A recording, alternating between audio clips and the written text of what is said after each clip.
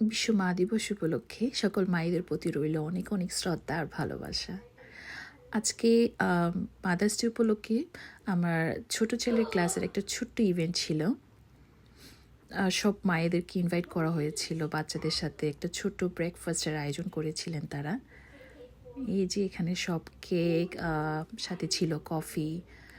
আর সামনে যাকে দেখতে পাচ্ছেন, যে ভদ্রলোকটি সবাইকে ফুল দিচ্ছে, উনি হচ্ছেন আমার ছোট ছেলের ক্লাস টিচার মিস্টার রমো।